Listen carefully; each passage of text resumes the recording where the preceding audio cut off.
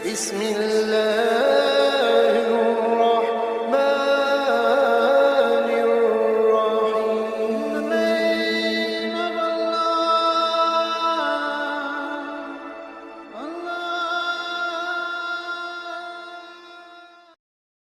من الشيطان الرجيم.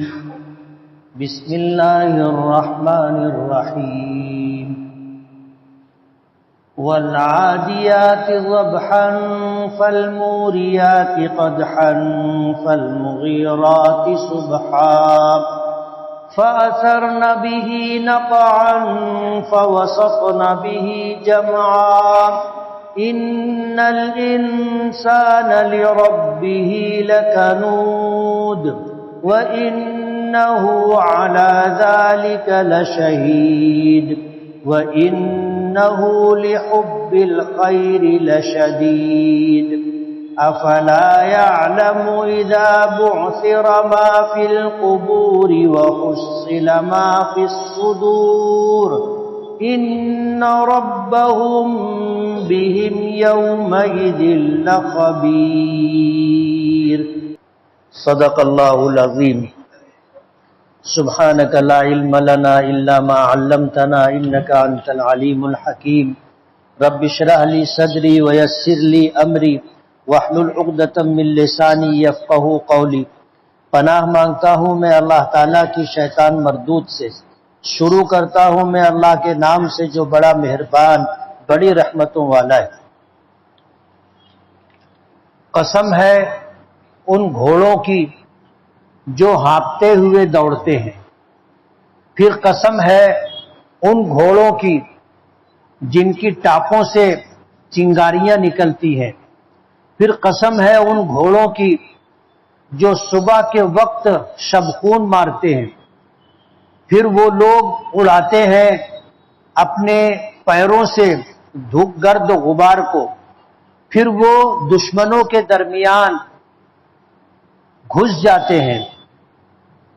بے شک انسان اپنے پروردگار کا بڑا ناشکرا ہے اور بے شک وہ اس بات پر خود گواہ بھی ہے اور بے شک وہ مال کی محبت میں بہت سخت ہے. کیا پس وہ جانتا نہیں ہے کہ جب نکالی جائیں گی قبروں سے وہ ساری چیزیں جو اس میں ہیں اور حاصل کر لی جائیں گی وہ ساری ظاہر کر دی جائیں گی وہ ساری چیزیں جو سینوں میں ہے. بے شک ان کا پروردگار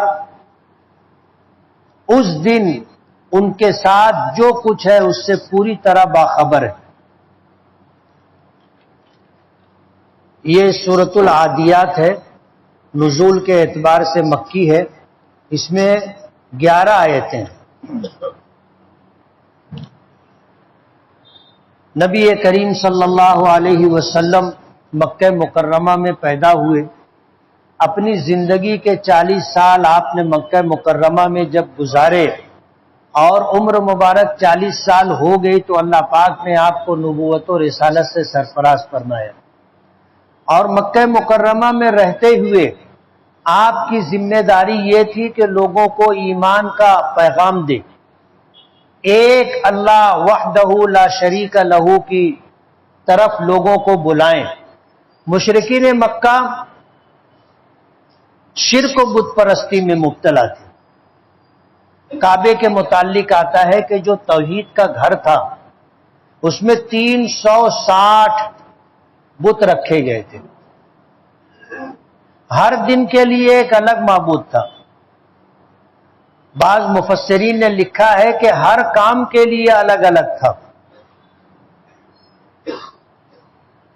اللہ کے گھر کو جو توحید کا گھر تھا اسے بتوں سے بھر کر کے شرک کی آماجگاہ بنا دیا گیا تھا.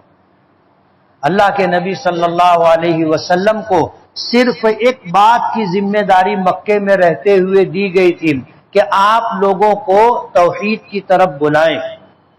نبی کریم صلی اللہ علیہ وسلم کے متعلق آتا ہے کہ مکے کی گلیوں میں مکے کے بازاروں میں اور مختلف تہواروں پر جو میلے خاص طور پر لگا کرتے تھے آپ ان میں تشریف لے جاتے اور لوگوں کو ایک پیغام دیتے کہ یا ایھا الناس قولوا لا الہ الا اللہ تفلحوا، اے لوگو لا الہ الا اللہ کہو کامیاب ہو جاؤ گے۔ لا الہ الا اللہ صرف کہنا نہیں تھا، مشرکین مکہ سمجھتے تھے کہ ہم سے یہ چاہا جا رہا ہے کہ بت پرستی چھوڑ دیں، شرک کرنا چھوڑ دیں اور اپنی تمام تر ضرورتیں صرف ایک اللہ سے مانگے اور کارساز حقیقی اسی کو سمجھے۔ آپ کہتے تھے اے لوگو لا الہ الا اللہ کہو کامیاب ہو جاؤ گے۔ ایسا موڑ بھی آیا کہ ابو جہل وغیرہ نے آپ کے پیچھے اوباش نوجوانوں کو لگا دیا اور لوگ آپ کے پیچھے یہ کہتے ہوئے پھرتے تھے کہ یہ آدمی دیوانہ اور پاگل ہے، اس کی بات مت سنو۔ یہ آدمی دیوانہ اور پاگل ہے، اس کی بات مت سنو۔ اور یہی بات پورے عرب میں پھیلا دی گئی تھی۔ کسی نے آپ کو جادوگر کہا، کسی نے آپ کو کاہن کہا، کسی نے آپ کو اور بھی الزامات دے کر کے لوگوں کے درمیان متعارف کرایا۔ بعد کے حالات بتاتے ہیں کہ جن لوگوں کو ان باتوں سے متاثر کیا گیا تھا اللہ نے ان کے دل میں بات ڈالی کہ یار یہ سنی سنائی باتوں پر کب تک ہم چلتے رہیں گے۔ اللہ نے ہم کو بھی سوجھ بوجھ دی ہے، ہم خود چل کر کے دیکھتے ہیں نا کہ کیا ہے۔ کچھ قبیلوں کے سرداروں کے متعلق آتا ہے کہ جب وہ مکہ عمرے کے لیے آئے تو مکے کے لوگوں نے ان کو مکے کے باہر ہی روک کر کے سمجھا دیا کہ ہمارے یہاں ایک دیوانہ، ایک پاگل ہے، ایک کاہن ہے جو اس طرح کی بات کہتا ہے کہ لوگ اس سے متاثر ہو کر کے باپ دادا کا دین چھوڑ دیتے، اس کی باتوں میں جادو ہے، تم ان کی بات مت سننا۔ وقتی طور پر اس کے دل میں یہ بات آئی کہ بھئی اپنے کو ہوشیار رہنا چاہیے، احتیاط کرنا چاہیے، کان میں روئی ڈال لی کہ کہیں سے بات ہی اپنے کان میں نہ آئے۔ آ کر کے اللہ کے گھر کا طواف کیا، دوران طواف اس کے دل میں اللہ نے یہ بات ڈالی۔ اللہ جب ہدایت دینا چاہتا ہے تو دل کی حالت بدل دیتا ہے۔ اللہ نے دل میں یہ بات ڈالی کہ یار میں بھی کیسا آدمی ہوں، اللہ نے مجھے سوجھ بوجھ دی ہے، میں اپنے قبیلے کا سردار ہوں، میں ان کی باتوں میں آ کر کے کان کے اندر روئی ڈال لیا۔ اگر یہ بات لوگوں کو معلوم پڑے گی اور میرے قبیلے کے لوگوں کو معلوم پڑے گی تو لوگ مجھ کو ہی دیوانہ کہیں گے، بے وقوف کہیں گے۔ اس خیال کا دل میں آنا تھا جو من جانب اللہ تھا تو کانوں سے روئی نکال کر کے پھینک دی۔ نبی کریم صلی اللہ علیہ وسلم صحن کعبہ مطاف میں قرآن کریم کی تلاوت کر رہے تھے۔ یہ طواف کر رہا تھا، طواف کرتے کرتے اس کے کانوں میں قرآن کریم کی آیات کی تلاوت کی آواز پہنچی تو وہ عربی زبان کا جاننے والا تھا، قرآن کریم کی آیات کو سن کر کے قرآن کریم کو جو مفہوم اس کو سمجھنا تھا اس نے سمجھا، رک گیا کہ یہ تو کتنی اچھی بات ہے، کون کہہ رہا ہے؟ رکا، حضور پاک صلی اللہ علیہ وسلم قرآن کریم کی تلاوت کر رہے تھے تو یہ کھڑا ہو کر کے سنتا رہا۔ قرآن کریم کے الفاظ دل میں اتر گئے، اللہ نے دل کی حالت بدل دی، اسلام قبول کر لیا۔ تو مکے کے یہ حالات تھے، نبی کریم صلی اللہ علیہ وسلم کو اس بات کا حکم تھا کہ آپ مکے میں صرف توحید کی دعوت دیں۔ آپ ہر جگہ یہی کہتے تھے یا ایھا الناس قولوا لا الہ الا اللہ تفلحوا، اے لوگو لا الہ الا اللہ کہو کامیاب ہو جاؤ گے۔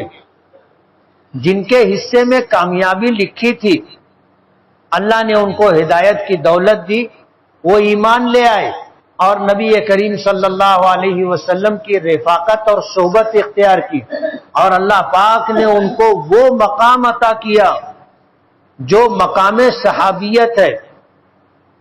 مقام صحابیت ہے، ایک شخص جو ایمان کی حالت میں اللہ کے نبی کو دیکھ لے وہ صحابی ہے، اللہ کے نبی کی بات کو سن لے وہ صحابی ہے، ایک لمحے کے لیے آپ کی مجلس میں شریک ہو جائے وہ صحابی ہے۔ جن کے حصے میں اللہ نے کامیابی لکھی تھی انہوں نے حضور کے دستے حق پرست پر ایمان قبول کیا، آپ کی رفاقت اختیار کی، اللہ نے ان کو وہ مقام دیا کہ پوری دنیا کے انسان مل کر کے اپنی عبادتوں کے ساتھ، ریاضتوں کے ساتھ، نیکیوں اور اجر و ثواب کے ساتھ ایک صحابی کا مقابلہ نہیں کر سکتے۔ حضور پاک صلی اللہ علیہ وسلم نے فرمایا کہ میرے صحابہ میں سے کسی نے ایک مٹھی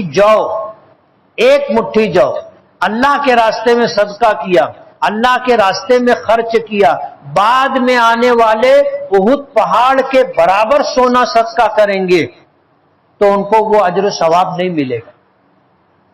احد پہاڑ کے متعلق آتا ہے کہ 1 کلومیٹر چوڑا ہے اور 3.5 کلومیٹر لمبا ہے، اور پہاڑ کتنا اونچا ہوتا ہے آپ کو پتا ہے۔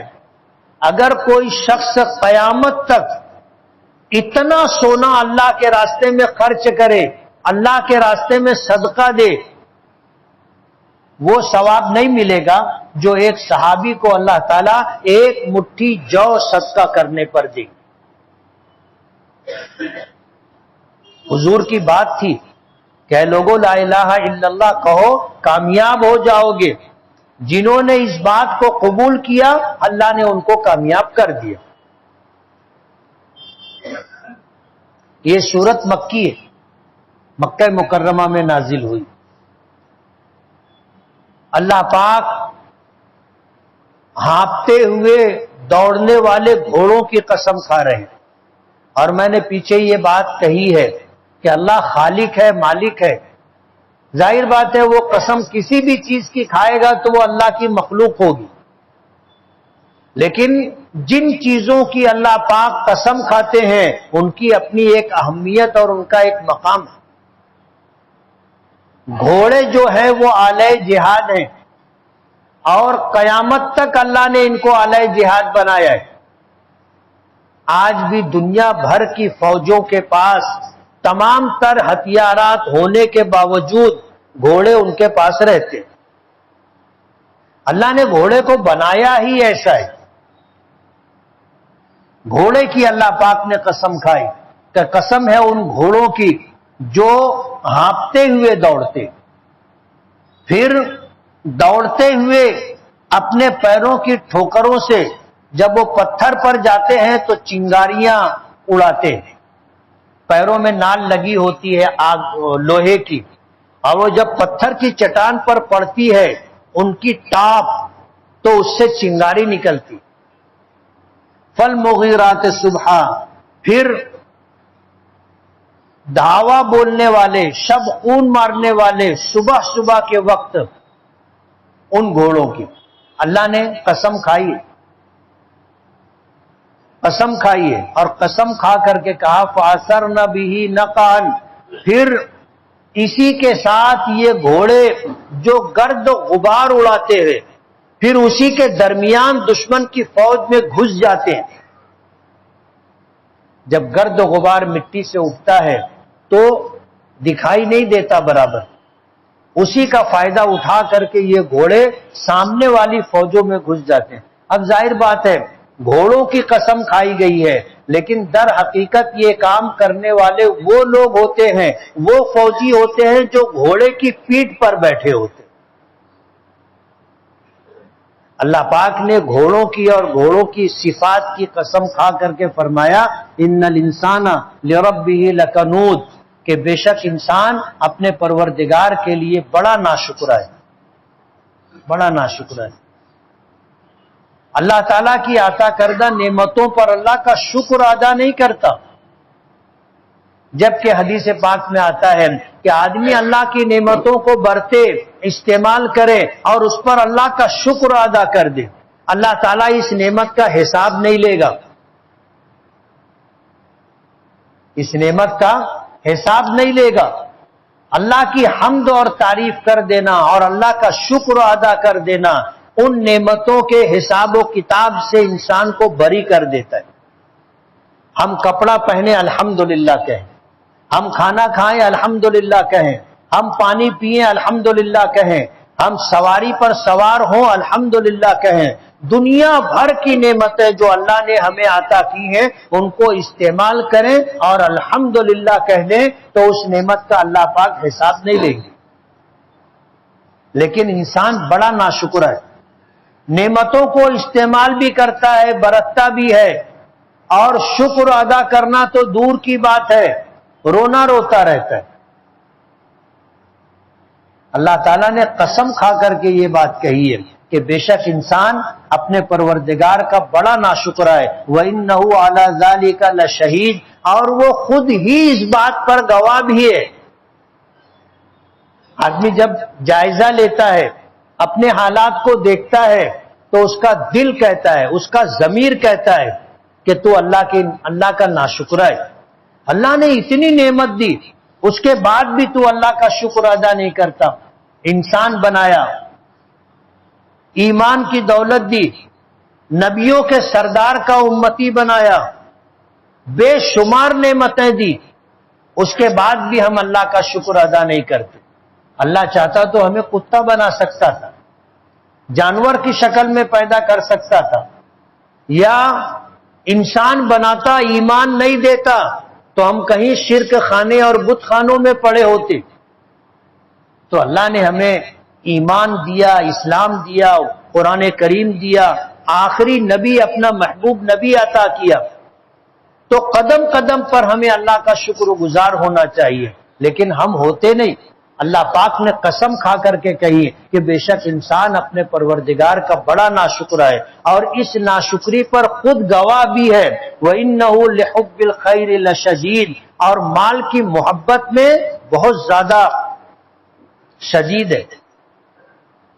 بخل میں اور لالچ میں انسان بہت مضبوط ہے، لالچی ہے، حریص بھی ہے، لالچی بھی ہے۔ افلا يعلم اذا بعثر ما في القبور، اللہ پاک فرماتے ہیں کیا انسان اس بات کو نہیں جانتا کہ قبروں میں جو کچھ ہے جب اسے نکال دیا جائے گا تو کیا اس بات کو وہ جانتا نہیں؟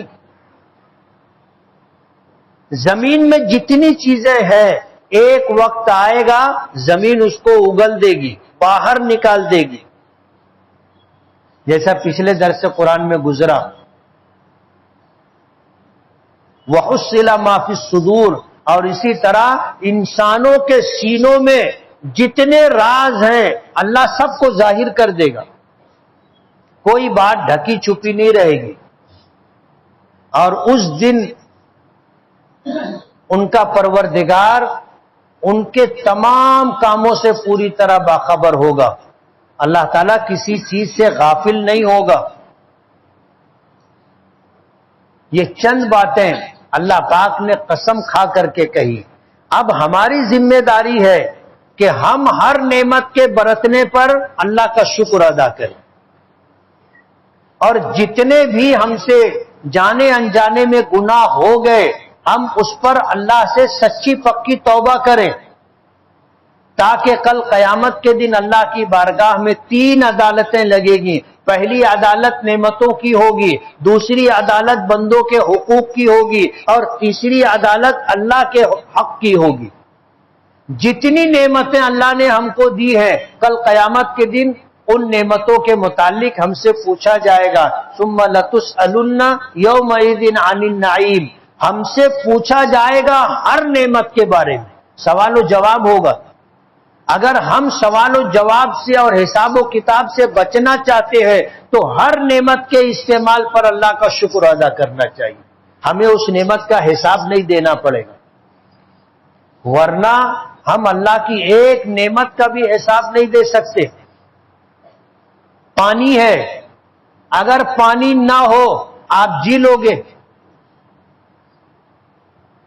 اللہ نے ہر جاندار کی زندگی پانی پر رکھی، ایک پانی کا حساب ہم نہیں دے سکتے، اللہ کی ان گنت نعمتوں کا حساب کہاں سے دیں گے؟ اس لیے ہر وقت اللہ کا شکر ادا کرتے رہنا چاہیے، اور اس نیت کے ساتھ کہ اللہ آپ نے بے شمار نعمتیں دی، ہم آپ کے شکر گزار ہیں۔ اسی طرح قیامت کے دن جب نعمتوں کی عدالت لگے گی اور ہمارے ذمے نعمتیں جو ہیں ہم نے اللہ کا شکر ادا نہیں کیا، ہمیں حساب دینا پڑے گا۔ ہر نعمت کے بدلے میں نیکی لی جائے گی، ہر نعمت کے بدلے میں۔ آج دنیا میں اللہ سب مفت میں دے رہے، لیکن کل قیامت کے دن تمام نعمتوں کے بدلے میں ہم سے نیکیاں لی جائیں گی۔ حضور نے فرمایا کہ ایسے لوگ بھی ہوں گے کہ نعمتوں کا حساب و کتاب دیں گے، ساری نیکی ختم ہو جائے گی۔ کچھ ایسے لوگ ہوں گے کہ نعمتوں کے حساب و کتاب کے بعد بندوں کے جو حقوق ہوں گے اس عدالت میں آئیں گے، تو نیکیاں وہاں ختم ہو جائیں گی لوگوں کے حقوق کے بدلے میں دینے سے۔ حضور نے پوچھا تھا کہ بتاؤ میری امت میں مفلس شخص کون ہے؟ صحابہ کرام نے کہا کہ اللہ کے رسول، جس کے پاس گھر نہ ہو، جس کے پاس سواری نہ ہو، جس کے پاس مال نہ ہو۔ تو حضور نے فرمایا کہ نہیں، میری امت کا مفلس آدمی وہ ہے جو کل قیامت کے دن نیکیوں کے انبار لے کے آئے گا، پہاڑوں کی طرح نیکیاں لے کر کے آئے گا، لیکن دنیا میں اس نے لوگوں کے حقوق ضائع کیے ہوں گے۔ ہر حقدار اپنے حق کو وصول کرنے کے لیے آئے گا تو اس کو جو ہے اس حق کے بقدر نیکیاں دے دی جائیں گی۔ ایک وقت آئے گا لوگوں کا حق باقی رہ جائے گا، نیکیاں ختم ہو جائیں گی۔ حضور نے فرمایا میری امت کا مفلس آدمی یہ۔ اللہ تعالی ہم تمام کی حفاظت فرمائے۔ اس لیے ہر نعمت پر اللہ کا شکر ہو، اور صبح و شام رات سوتے وقت اللہ تعالیٰ سے 2 رکعت نماز پڑھ کر کے اللہ تعالیٰ کی بارگاہ میں توبہ و استغفار کر کے اللہ کی شکر گزاری کے ساتھ کہ اللہ جتنی نعمتیں آپ نے مجھے دی ان تمام نعمتوں کے ملنے پر میں آپ کا شکر گزار ہوں۔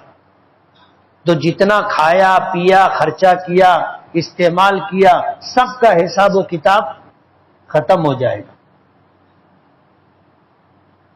اور کل قیامت کے دن میدان محشر میں اللہ تعالیٰ ہر ایک کے متعلق پوری طرح باخبر ہوگا، کوئی نیکی اور کوئی بدی چھپی نہیں رہے گی، دلوں کے راز تک اللہ باہر نکال دے گا۔ لوگ دیکھیں گے دنیا میں یہ اس کے سینے کے راز یہ تھے۔ اس لیے اللہ تعالیٰ ہم تمام کی حفاظت فرمائے، اور کل قیامت کے دن مفلس ہونے سے اللہ ہماری حفاظت کرے۔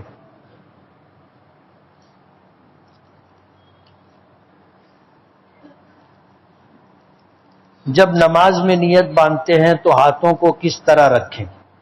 ہاتھوں کو آدمی اس طرح رکھے، ہتھیلی پر ہتھیلی، اور ناف کے نیچے ہاتھ باندھے۔ اذان سے پہلے بھی کوئی دعا پڑھتے ہیں؟ اذان سے پہلے کوئی دعا نہیں، اذان کے بعد کی دعا ہے اللہم رب ھذہ الدعوۃ التامہ، اور ہر ایک کو پڑھنا چاہیے۔ اس میں ایک ہے اللہم ابعثہ مقاما محمودا، کہ اللہ ہمارے آقا جناب رسول اللہ صلی اللہ علیہ وسلم کو مقام محمود عطا فرما۔ حضور فرماتے ہیں یہ وہ مقام ہے جو اللہ تعالیٰ اپنے تمام بندوں میں سے صرف ایک بندے کو دے گا، اور مجھے امید ہے کہ وہ بندہ میں رہوں گا۔ حضور نے اپنے لیے لوگوں سے دعا کروائی ہے کہ آپ دعا کرو کہ اللہ مجھے مقام محمود عطا کرے۔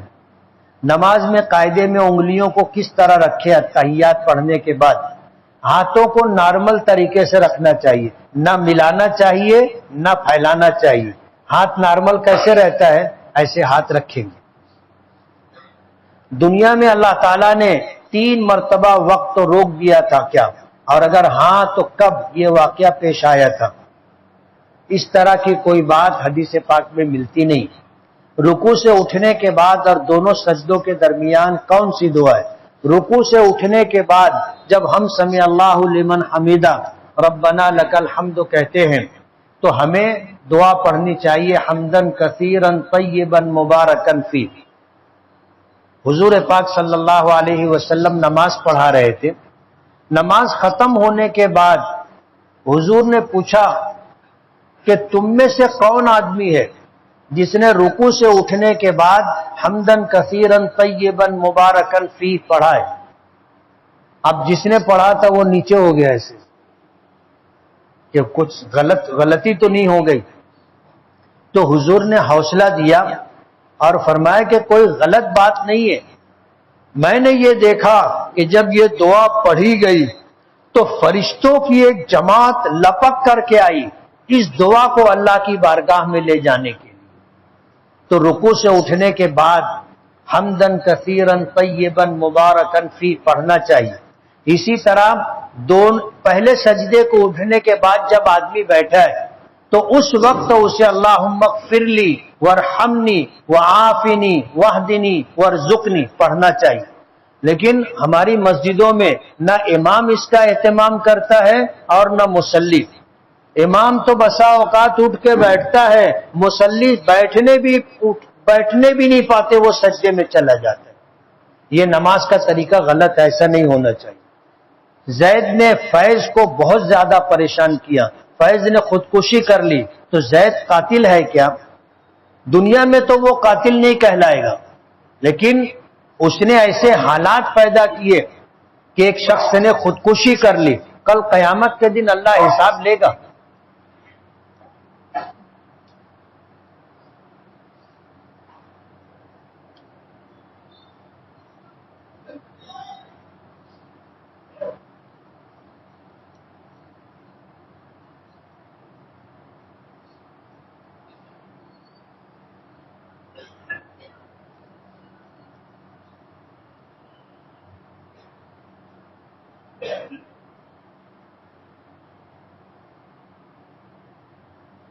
بھائی اپنی بہن کا حصہ لے کر بیٹھا تھا اور بہت زمانہ گزرنے کے بعد دینے آیا تو بہن بول رہی ہے کہ اب مجھے دنیا میں نہیں چاہیے، قیامت کے دن لوں۔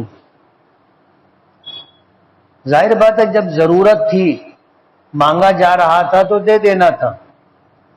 اور مستحب عمل یہ ہے کہ کسی کا انتقال ہو اس کو دفن کر کے آؤ، گھر بیٹھ کر کے میراث تقسیم کرو، لیکن ہمارے یہاں ایسا ہوتا نہیں ہے، بجائے اس کے اچھا سمجھنے کے لوگ برا سمجھتے ہیں اور ایسا بولتے ہیں جیسے ابا کے مرے کا انتظار کرت رہا۔ تو جو لوگ لوگوں کے حق لے کر کے بیٹھے رہتے ہیں یہ گناہ کبیرہ کے مرتکب ہیں۔ میراث جلدی سے جلدی تقسیم کر دینا چاہیے۔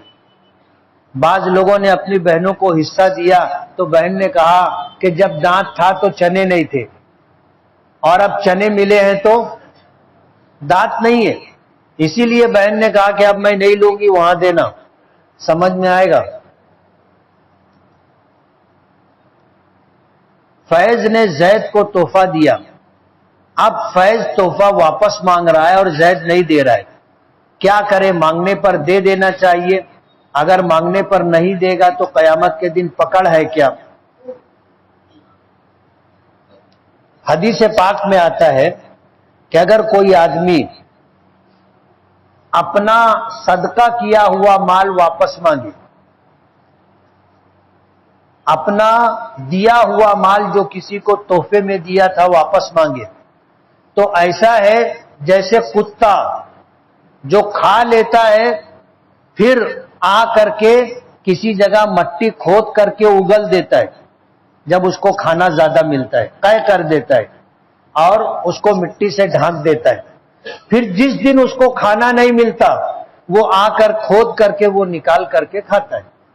حضور نے واپس مانگنے والے کو اس سے تشبیہ دی،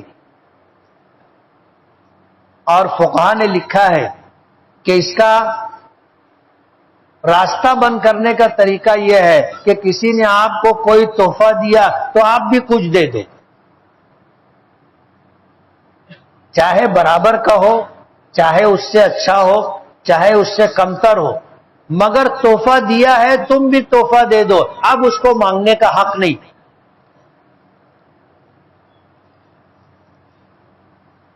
اختلاف، نفرت اور حسد ایک ہی چیز ہے کیا؟ نہیں، تینوں الگ الگ۔ حسد کہتے ہیں کہ اللہ تعالیٰ اپنے بندوں میں سے کسی کو نعمت دے اور کوئی شخص اس پر جلے کہ اس کے پاس اچھا گھر کیوں ہے، اچھا کپڑا کیوں ہے، اچھی سواری کیوں ہے، یعنی اللہ کے فیصلے پر اس کو اعتراض اور وہ جلن میں مبتلا ہے، اس کو حسد کہتے ہیں۔ نفرت کہتے ہیں کسی سے دلی طور پر دوری اختیار کرنا، اس کو برا سمجھتے ہوئے، اس کو نفرت کہتے ہیں۔ اور اختلاف کہتے ہیں کہ ایک آدمی کی بات کچھ اور ہے، آپ کی بات کچھ اور ہے، یہ اختلاف ہے۔ اکثر وضو کرنے کے بعد ری آنے لگتی ہے، اور جب تک ری خارج نہ ہو تو پیٹ میں شدید درد ہوتا ہے، وضو کرنے کے بعد پھر ہونے لگتا ہے۔ ایسے اوقات میں کیا کرنا چاہیے؟ آپ علاج کرواؤ، کوئی بہت مشکل بڑی بیماری نہیں ہے، پیٹ خراب ہے اس کی وجہ سے یہ بات ہوتی ہے۔ اگر فجر کی نماز میں آنکھ نہ کھلے تو کیا جان بوجھ کر نماز چھوڑنے والوں میں شمار ہوگا؟ صبح بمبئی جانا ہو تو آنکھ کھلتی نہ ہو، آدمی دنیاوی کوئی کام ہو، اہم کام ہو تو آنکھ کھل جاتی، تو نماز کے لیے کیوں نہیں کھلتی؟ اپنے اٹھنے کا انتظام کر کے سونا چاہیے، ورنہ نماز قضا کرنے والوں کا گناہ ہوگا۔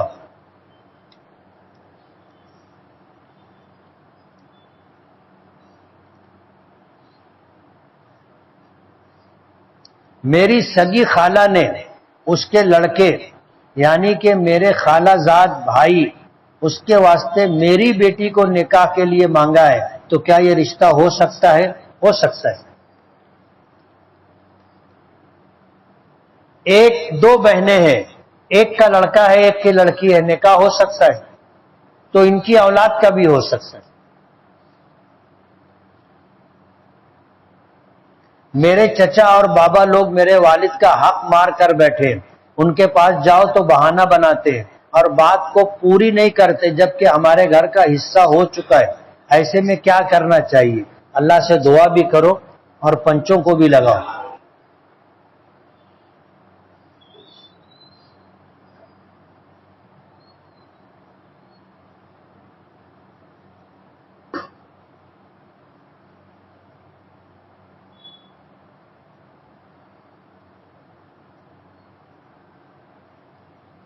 کسی نے پوچھا ہے کہ سگا بیٹا گھر سے ناراض ہو کر چلا گیا تو اس کا دوست گھر آ کر کے اس کی اماں کو بولنے لگا تو مجھ کو بیٹا بنا لی، اس نے بنا لیا۔ جب جانے والے کو معلوم پڑا تو وہ واپس آیا اور اگر بولتا ہے اس کو گھر سے نکال، تو ماں بولتی ہے میں اس کو بیٹا بنا لی، اب کیسے گھر سے نکالوں؟ تو یہ پوچھ رہے شریعت میں ایسا ہے کیا؟ بیٹا بنانے سے کوئی حقیقی بیٹا نہیں بنتا، وہ غیر محرم ہے، غیر محرم رہے گا، اس خاتون کے لیے جائز نہیں ہے کہ اس کو اپنے گھر میں رکھے۔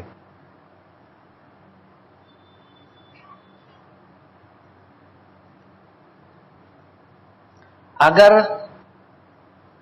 دنیاوی تعلیم دینے والا استاذ فحش کلامی کرے تو اس کا ادب کرنا چاہیے یا نہیں؟ کرنا چاہیے، لیکن قریب نہیں جانا چاہیے، ایسے لوگوں سے دوری اختیار کرے، اور فحش کلامی کا اس کو گناہ ہوگا۔ اگر کسی شخص کی دولت مشکوک ہو تو اس کی دعوت پر جانا جائز ہے یا نہیں؟ نہیں جانا چاہیے۔ ایک روٹی دو روٹی اپنے کھاتے ہیں، حلال اور غیر مشکوک کھانے کا، جس کے بارے میں اپنے کو پتا ہو کہ اس کی کمائی حرام ہے یا اس کی کمائی مشکوک ہے، تو آپ جاؤ، سلام کرو، تحفہ دینا ہو دے دو، حاضری لگاؤ اور واپس آ جاؤ، کھانا مت کھاؤ۔ ابو عبیدہ کے کیا معنی ہے؟ ابو عبیدہ کے معنی عبیدہ کا باپ، جیسے حضور کی کنیت ابو القاسم ہے، قاسم کا باپ.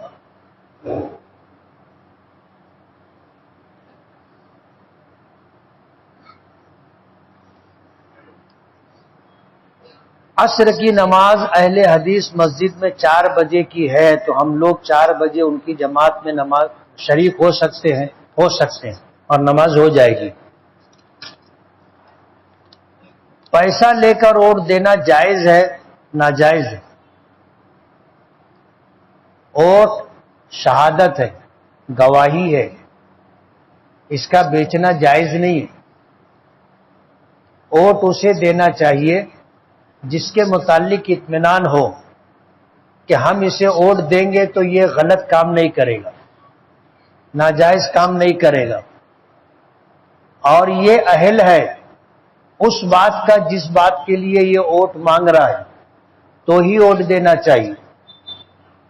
ورنہ جن کو آپ نے ووٹ دی ہے اگر آپ کی ووٹ سے وہ عہدے پر آ جاتے ہیں تو جو ظلم کریں گے اس کے گناہ میں آپ شریک ہوں گے، جتنے گناہ کریں گے ان گناہوں میں آپ شریک ہوں گے.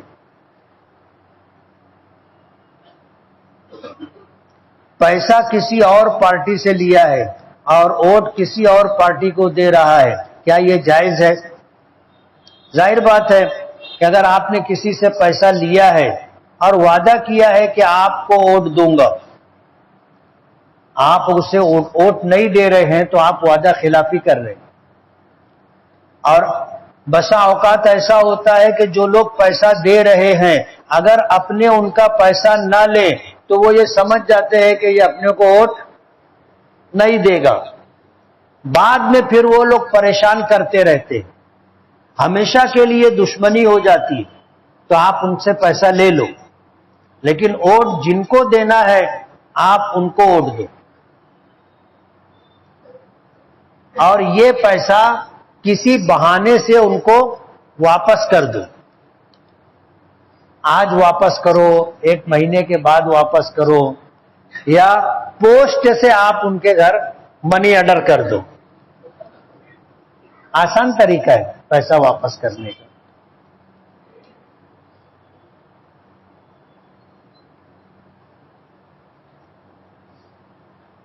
کام کرنے کے لیے ہم نے کسی امیدوار سے پیسہ لیا ہے تو کیا اسی کو ووٹ دینا ضروری ہے؟ ضروری نہیں ہے. آپ نے محنت کرنے کا پیسہ لیا ہے، ووٹ دینے کا نہیں لیا، کام کرنے کا پیسہ لیا ہے. آپ کام کرو اور ووٹ جس کو دینا ہے آپ اس کو ووٹ دو. آپ کے لیے اگر پیسہ لے کر آپ ووٹ دے رہے ہو تو آپ گنہگار رہو گے. منہ میں سے اگر لقمہ گر جائے تو اسے اٹھا کر کھا سکتے ہیں اور کھا لینا چاہیے. دسترخوان اسی لیے بچھایا جاتا ہے کہ اگر ہمارے ہاتھ سے یا منہ سے کچھ گر جائے تو اسے اٹھا کر کھا سکیں.